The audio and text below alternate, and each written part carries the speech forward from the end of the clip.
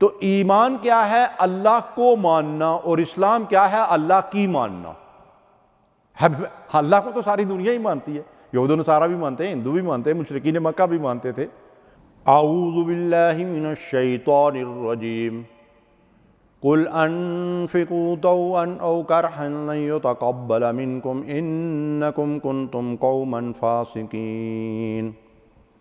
یہ آیت مبارکہ سورہ توبہ کی جو میں نے آپ کے سامنے تلاوت کی ہے، اس میں اللہ ارشاد فرماتے ہیں کہ تم خواہ دل کی رضامندی اور خوشی اور چاہت کے ساتھ اللہ کی راہ میں خرچ کرو، صدقہ کرو، خیرات کرو، انفاق کرو، یا بدل ناخواستہ کرو، لن یتقبل منکم، اللہ تمہارے اس صدقے اور خیرات کو قبول نہیں کرے گا۔ کیوں نہیں کرے گا؟ انکم کنتم قوما فاسقین، کہ تم فاسق قوم ہو، تمہارا تعلق ان لوگوں سے ہے جو جان بوجھ کر اللہ کی نافرمانیاں کرنے والے ہیں۔ تو اس آیت مبارکہ میں جو سورہ توبہ کی آیت نمبر 53 ہے، اس کے بعد آیت نمبر 54 میں اس موضوع کو مزید کھول کر اللہ تعالیٰ نے بیان فرما دیا۔ تو یہاں بھی ارشاد فرمایا گیا کہ جو لوگ فاسق و فاجر ہیں ان کے صدقے خیرات اور انفاق اللہ کی راہ میں قبول نہیں ہوتے۔ یہ فاسق اور فاجر کون ہوتے ہیں؟ علماء نے لکھا ہے کہ جو آدمی جان بوجھ کر اللہ کی نافرمانی کرے وہ فاسق و فاجر ہوتا ہے۔ اور یہ فاسقین اور فاسقون کی اصطلاح زیادہ تر قرآن مجید میں بنی اسرائیل کے لیے استعمال کی گئی ہے۔ اولئک قوم الفاسقون، کون لوگ؟ جو اللہ سے کیے ہوئے عہد کو توڑ ڈالتے ہیں، جو جان بوجھ کر انبیاء کو قتل کرتے ہیں، جو جان بوجھ کر اللہ کی نافرمانیاں کرتے ہیں۔ تو کوئی زانی ہو، شرابی ہو، جھوٹا ہو، منافق ہو، بددیانت ہو، بدعہد ہو، کبیرہ گناہوں کی طرف دوڑنے والا ہو، اور وہ جانتا ہے کہ یہ کبیرہ گناہ ہے، اللہ کی نافرمانی ہے، معصیت ہے، اس کے باوجود وہ کرتا ہے، تو اس کو فاسق کہا جاتا ہے۔ تو فرمایا کہ یہ فاسقوں کی عبادت یا ان کی اطاعت یا ان کا انفاق اللہ کے ہاں قبول نہیں ہوتا۔ دوسری بات کی ارشاد فرمائی گئی کہ وَمَا مَنَعَهُمْ أَن تُقْبَلَ مِنْهُمْ نَفَقَاتُهُمْ، اور ان کے جو نفقات ہیں اللہ کی راہ میں، جو صدقے خیرات وہ خرچ کرتے ہیں، جو مال خرچ کرتے ہیں، جو انفاق کرتے ہیں، ان کو قبولیت اللہ تبارک و تعالیٰ کیوں نہیں دیتے، ان کو قبول کیوں نہیں فرماتے؟ إِلَّا أَنَّهُمْ كَفَرُوا بِاللَّهِ وَبِرَسُولِهِ، کیونکہ یہ منافقین کے بارے میں فرمایا گیا کہ وہ اللہ اور اس کے رسول کو دل سے نہیں مانتے، ان پر ایمان جو وہ لاتے ہیں وہ نوک زبان تک محدود ہوتا ہے، ظاہری ایمان ہے، حقیقت میں وہ مومن نہیں ہیں۔ لیکن دوسری بات جو ارشاد فرمائی گئی وہ یہ ہے وَلَا يَأْتُونَ الصَّلَاةَ إِلَّا وَهُمْ كُسَالَىٰ، وہ نماز کے لیے نہیں آتے مگر سستی اور کائلی سے۔ یہ منافقین کی پہچان قرآن مجید کے اندر بیان کی گئی ہے کہ وہ نماز میں سستی اور کائلی کرتے ہیں۔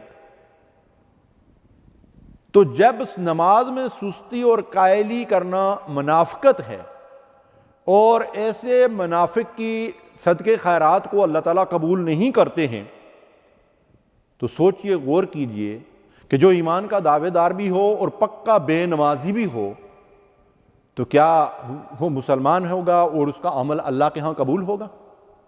یہ لمحہ فکریہ ہے ہمارے لیے۔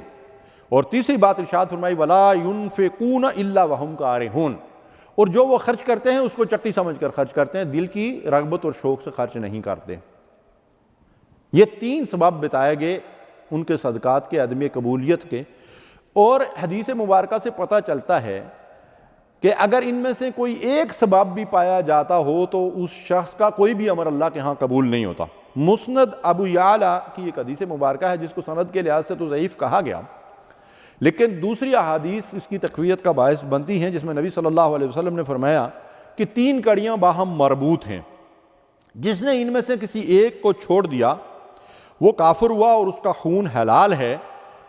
پہلی چیز کیا ہے؟ پہلی کڑی کیا ہے؟ کلمہ شہادت۔ فرمایا دوسری چیز کیا ہے؟ 5 وقت کی نماز، اور تیسری چیز فرمایا رمضان کے روزے۔ اور انہی نے، امام ابو یعلا نے حسن سند کے ساتھ یہ بات نقل کی ہے کہ جس نے ان میں سے کسی ایک کو ترک کر دیا وہ کافر ہوا، اس کا کوئی فرض، کوئی نفل عبادت اللہ کے ہاں قبول نہیں ہوگی، اور اس کا مال و جان حلال ہے۔ اللہ تعالیٰ نے ان لوگوں کے صدقات کو قبول نہیں کیا جو نمازوں میں سستی اور کاہلی کرنے والے تھے۔ جن علماء کرام کا نقطہ نظر یہ ہے کہ بے نمازی کا کوئی بھی عمل اللہ کے ہاں قبول نہیں ہوتا، ان کے پاس یہ مضبوط دلائل ہیں قرآن و سنت سے۔ وہ یہ کہتے ہیں کہ ایمان و نماز دو مختلف چیزیں ہیں ہی نہیں۔ ایمان ایک مخفی حقیقت ہے اور نماز اس کے اظہار کا ذریعہ ہے۔ ایمان اور نماز روح اور جسم کی طرح ہیں۔ اور مزید قرآن مجید سے وہ دلائل دیتے ہیں، فَصَلِّ لِرَبِّكَ وَانْحَرْ، اللہ نے یہاں ترتیب یہ رکھی ہے کہ اپنے رب کے لیے نماز پڑھو اور قربانی کرو۔ تو یہاں پہلے نماز کا ذکر کیا گیا۔ اگر کوئی بے نمازی آدمی قربانیاں کرتا ہے تو قرآن و سنت کی روح سے اس کی قربانی اللہ کے ہاں قبول نہیں ہوتی۔ یہ کہ پہلا حکم اللہ کا کیا ہے؟ نماز قائم کرنا۔ قیامت کے دن پہلا حساب کس چیز کا ہوگا؟ اور یہ حدیث مبارکہ تو اس بات کو بالکل واضح کر دیتی ہے، جس میں رسول کریم صلی اللہ علیہ وسلم نے فرمایا، یہ صحیح حدیث ہے کہ قیامت کے دن ایک بندے سے سب سے پہلے نماز کا حساب لیا جائے گا۔ ظاہر نماز کا حساب تو مسلمان سے ہی لیا جائے گا، کلمہ گو سے لیا جائے گا۔ کافر اور مشرک سے نماز کا حساب تو نہیں لیا جائے گا، وہ تو بے ایمان ہے، وہ تو کافر ہے۔ تو ایک مسلمان سے سب سے پہلے نماز کا حساب لیا جائے گا۔ اور فرمایا رسول کریم صلی اللہ علیہ وسلم نے کہ اگر اس حساب میں وہ کامیاب ہو گیا تو باقی معاملات میں اس کے ساتھ اللہ تعالیٰ رعایت برتیں گے، اور اگر اسی پرچے میں وہ فیل ہو گیا تو اس کے سارے اعمال عقارت جائیں گے، رائے گاں ہوں گے، اس کا کوئی عمل اللہ کے ہاں قبول نہیں ہوگا۔ اللہ اکبر۔ تو یہاں بھی یہ بات ارشاد فرمائے گی، فَصَلِّ لِرَبِّكَ وَانْحَرْ، اپنے رب کے لیے نماز پڑھو اور قربانی کرو۔ اگر پہلا حکم جو ہے اس کو ہم نہیں مانتے تو دوسرے حکم کا جو ہے وہ ماننا اور نہ ماننا برابر ہو گیا۔ دوسری جگہ اللہ ارشاد فرماتے ہیں، کل، ہم سے اعلان کروایا جا رہا ہے۔ قرآن پڑھنے والا ہر آدمی اپنی زبان سے یہ کہہ رہا ہے اور ہم سے کہلوایا جا رہا ہے، کیا کہو؟ ان صلاتی و نسکی، کہ میری نماز اور میری قربانی۔ اور نسک جو ہے اس کا ایک مطلب قربانی ہے اور دوسرا مطلب مراسم عبودیت، عبادت کے تمام طور طریقے، یعنی تمام عبادات۔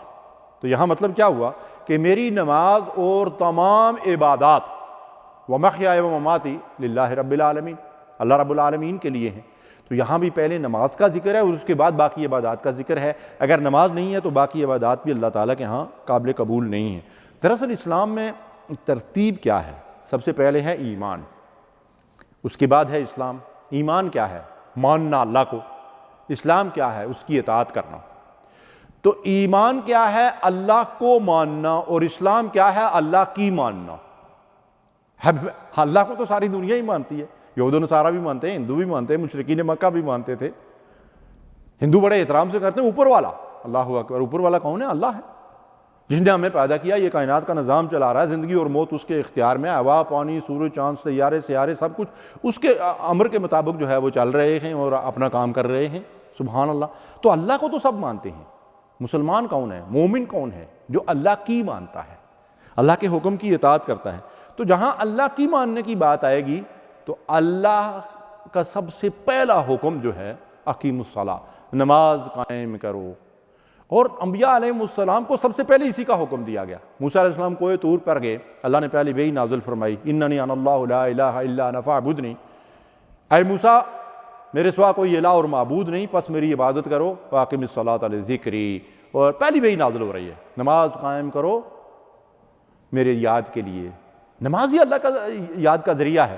رسول اللہ صلی اللہ علیہ وسلم کو مکی زندگی میں نماز کا حکم دیا گیا، اور 5 وقت کی نماز کے لیے آپ کو خصوصی شرف باریابی بخشا گیا۔ معراج کے موقع پر آپ کو 5 نمازوں کا تحفہ دیا گیا، جو بالاتفاق اجر کے لحاظ سے 50 ہی ہیں، اور اس امت پہ رسول اللہ صلی اللہ علیہ وسلم کی بار بار کی استدعا سے اللہ تبارک و تعالیٰ نے تخفیف فرما دی۔ 5 پڑھیں گے 50 کا اجر و ثواب ملے گا، اور یہ نماز خصوصی تحفہ ہے اللہ تعالیٰ کی طرف سے اس امت کے لیے۔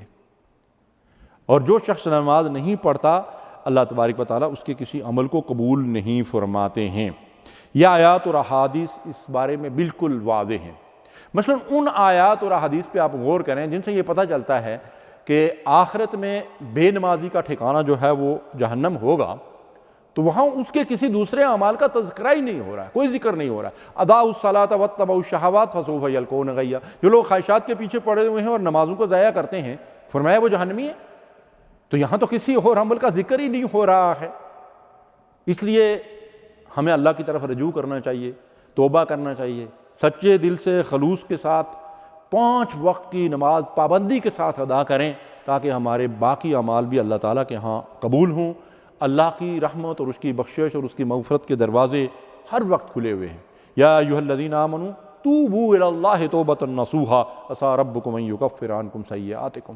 اے لوگو سچے دل سے توبۃ نصوحا، سچی توبہ کرو اور آئندہ کے لیے اللہ کی اطاعت کا عہد کرو، شاید کہ اس طریقے سے اللہ تعالیٰ تم سے تمہارے گناہوں کو دور کر دے، تمہاری غلطیوں کوتاہیوں کو معاف کر دے اور تمہاری بخشش کا سامان کر دے۔ اللہ ہمیں سچی توبہ کی توفیق دے۔ وآخر دعوانا الحمدللہ رب العالمین۔